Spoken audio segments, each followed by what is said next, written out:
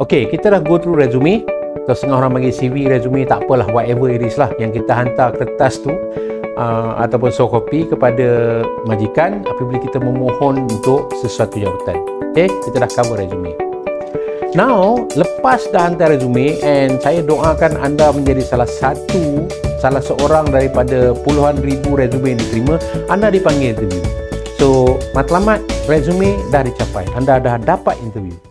Apa yang akan terjadi semasa interview? Okay? So, dalam interview, matlamat anda juga cuma satu, untuk menjadi calon yang terpilih. To be the chosen one. Biarlah berapa orang masuk pun, tapi anda hendak menjadi calon yang terpilih. Maknanya anda nak jadi calon yang akan ditawarkan jawatan yang dipohon. Dan dalam interview, daripada perspektif seorang majikan, kita cari mereka yang outstanding, yang menyerlah.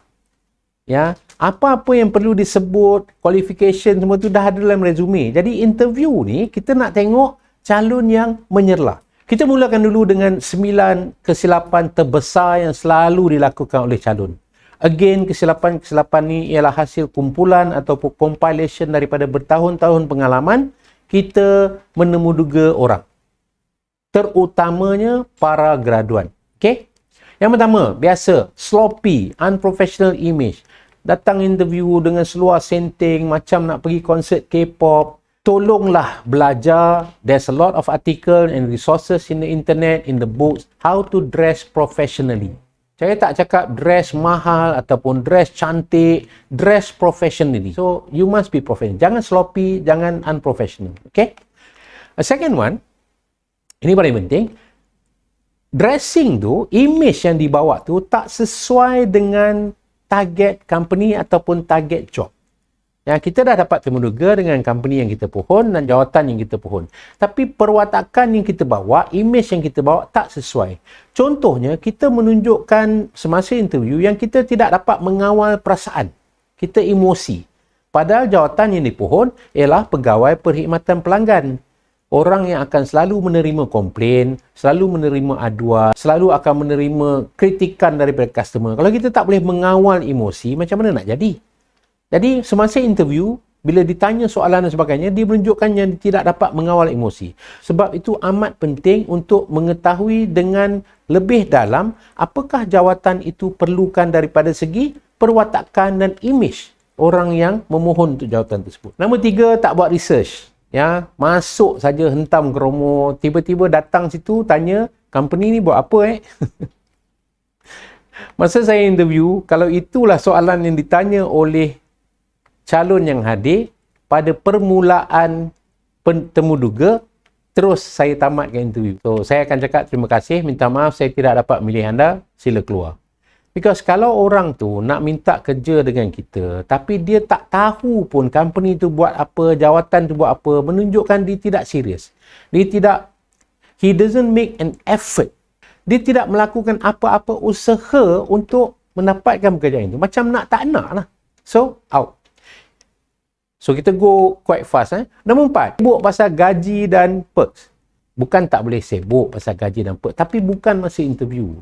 Ya, always akan ada peluang untuk berbincang tentang gaji.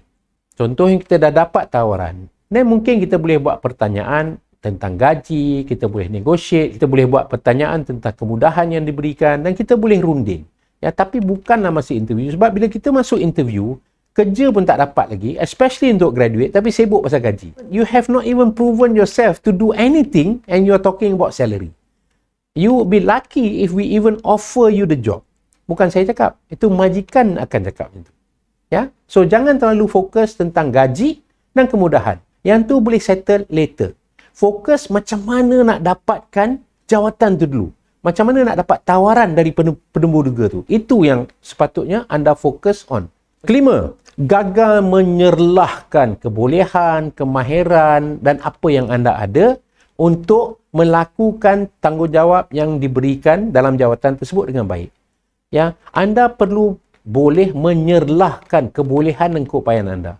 Apabila anda meminta jawatan sebagai seorang yang perlu menguruskan store, anda perlu menyerahkan apakah kebolehan yang anda ada yang boleh penemuduga itu yakin yang anda boleh menguruskan store.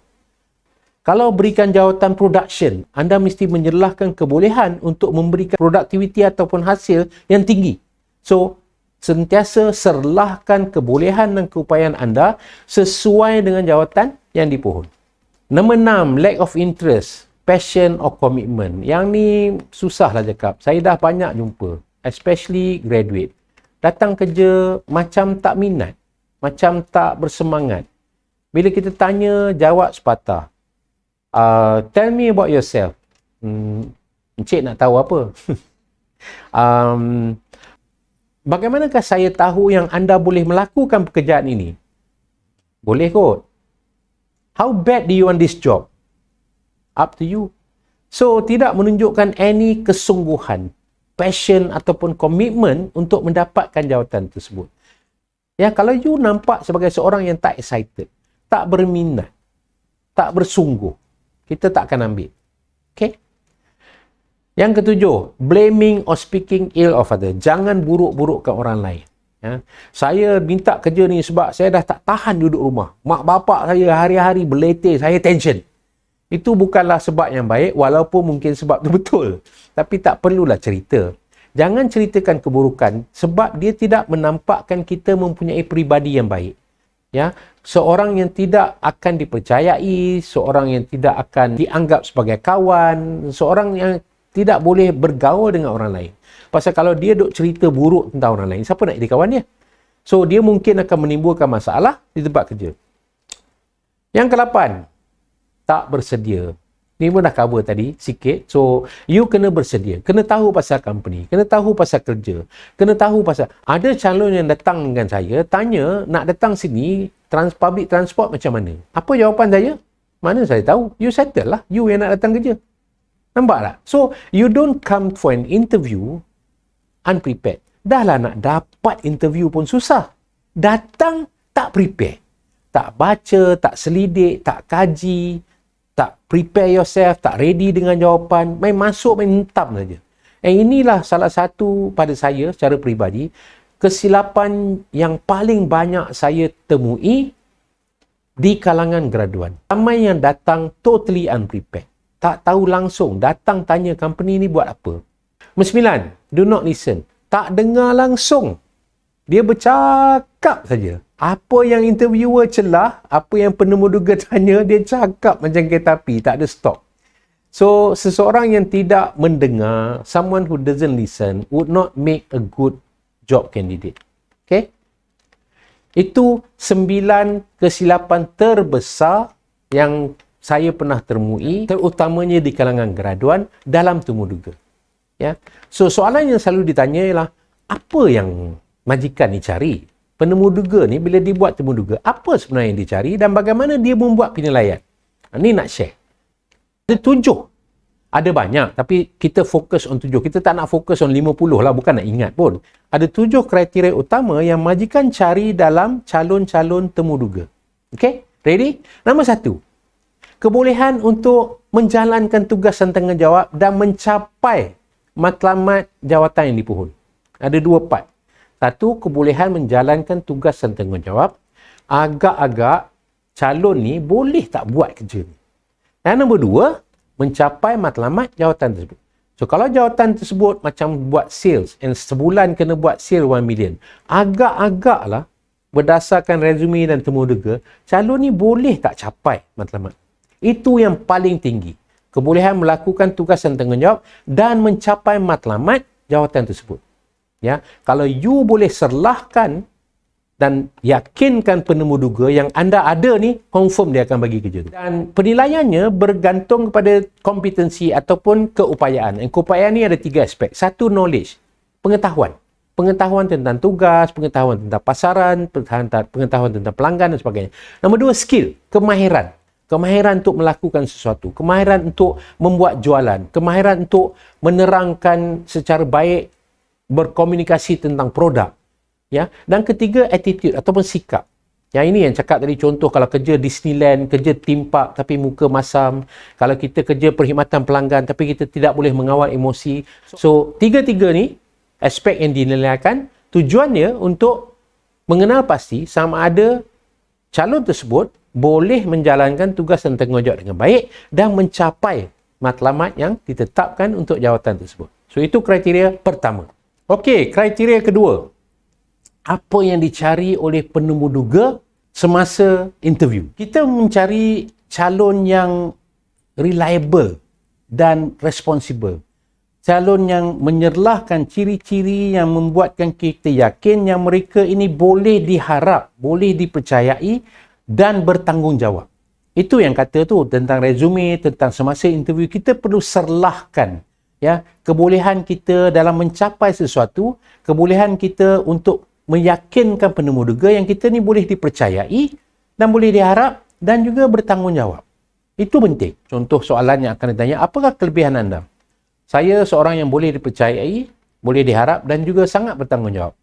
Sebagai contoh, semasa saya menjalankan praktikal di sebuah syarikat di Kuala Lumpur pada tahun akhir saya, tugas saya sebenarnya ialah untuk ni.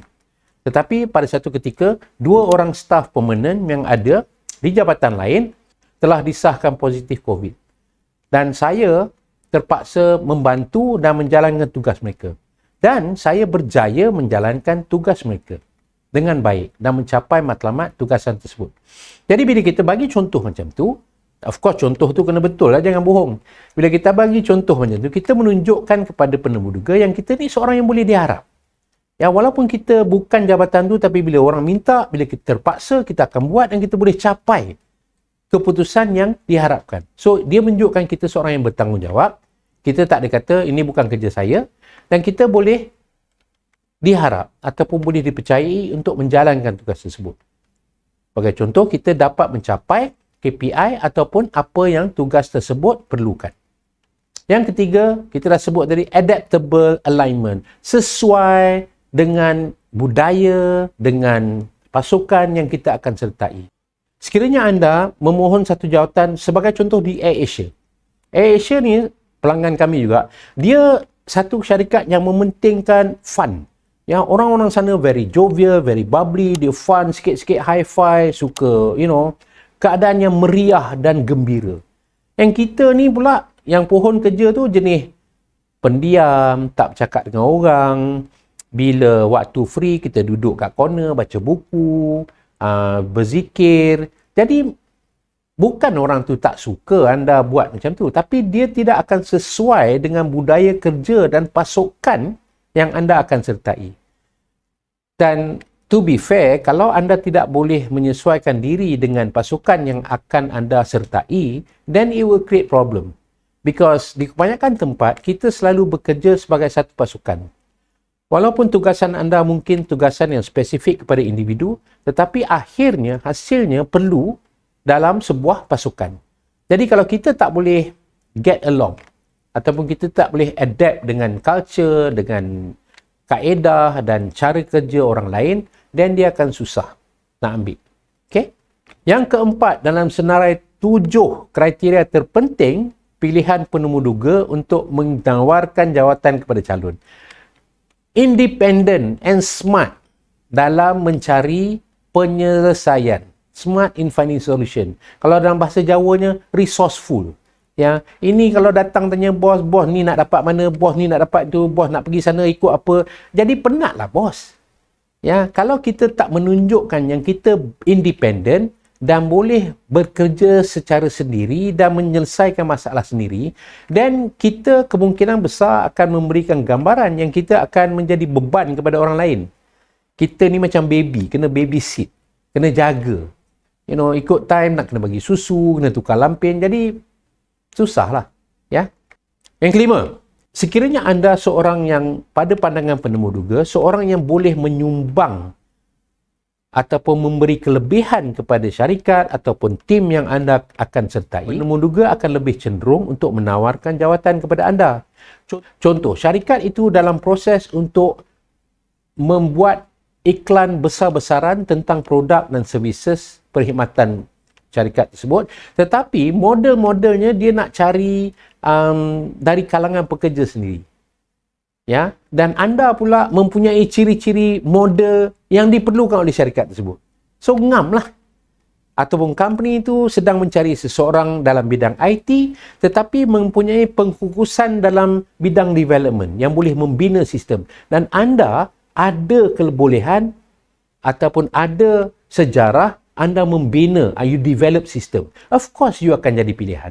So basically, penemu duga akan lebih cenderung untuk memilih orang yang akan memberi kelebihan, akan dapat memberikan company apa yang company nak. So, kalau company cari A, you ada A, okey lah. Tapi kalau ada company cari A, you tak boleh bagi A, you boleh bagi C ke D, masuk KIV lah. Tapi kalau company cari A, you tak ada langsung sampai Z pun, memang tak dapat lah. Kotak 3 lah. Faham tak? So, depending. The point is, sekiranya anda boleh meyakinkan penemu duga yang anda ada apa yang company perlukan, kemungkinan besar anda akan mendapat jawatan tersebut. Yang keenam, kita dah cakap tadi, passion, interest. Mesti menunjukkan minat dan kesungguhan untuk mendapatkan kerja itu. Itu yang saya selalu temui. Bila kita tanya, cara dia jawab tu macam tak kisahlah, tak dapat pun tak apa. Saya pernah tanya seorang graduan yang hendak bekerja di syarikat saya dulu. How much do you want this job? Do you really want this job? I'm okay. Dapat okay, tak dapat okay. So, apa hasil dia? Tak dapat lah. Why should I take someone that doesn't even want to show high interest in wanting to join me? Sekiranya anda seorang penemu duga, anda akan buat keputusan yang sama. Kan? Sama lah macam dalam percintaan pun. Kalau orang tu dah tak nak, kita pun tak nak lah pergi kat dia. Mungkin mula-mula nak lah kita. Tapi lama-lama kita pun tak nak. Dah orang tak nak, buat apa kita nak pergi? Ya, hidung tak mancung, pipi tersorong-sorong. Dan yang ketujuh, macam kita cakap tadi, ada potensi untuk mencapai apa yang tugas dan tanggungjawab itu perlukan dan go beyond. Have the ability to perform and go beyond in their role. So, selalunya company ni, bila dia ambil orang tu, dia tidak sahaja melihat keupayaan ataupun potensi calon tersebut dalam melakukan tugas dan tanggungjawab yang sedia ada ataupun yang dipohon. Dia selalu melihat calon itu juga daripada segi potensi ataupun bakat. Ya, maksudnya bila saya tengok seorang dan saya kata, okey, dia ni layak untuk jawatan ni, dia ada bakat untuk terus dibangunkan tak? Untuk menjawat jawatan yang lebih besar. Adakah dia seorang bakat yang boleh digilap lagi untuk menjawat jawatan yang lebih penting? Ya, so bila kita rekrut orang, kita tak tengok potensi takat situ saja. Sebab secara semula jadinya, setiap company nak grow. Kan? Setiap company nak menjadi lebih besar. So, apabila company nak grow, takkanlah bila dia grow, dia terpaksa cari orang lain. Always the preference is orang yang dalam tu yang akan bantu grow. Dan bila keupayaan yang diperlukan adalah lebih tinggi, orang yang sedia ada boleh menjawat jawatan tu. Sebab kalau kita rekrut orang, tapi every time kita nak something more, kita kena rekrut orang lain, dan daripada segi kos dan sebagainya, dia tidaklah begitu efektif. So, company selalu melihat staff bukan saja dari segi apa yang dia boleh contribute pada jawatan itu dan pada masa itu, tetapi juga pada masa hadapan, future. Okay? So, itu 7 kriteria yang majikan cari dalam calon yang hadiri temu duga untuk ditawarkan jawatan. So, tadi kita dah share apa yang kena ada dalam resume untuk dapat jawatan. Ni kita bagi tahu apa yang majikan nak. So, tolonglah, buatlah apa saja yang diperlukan untuk memberikan ketujuh-tujuh perkara ini kepada mereka semasa interview.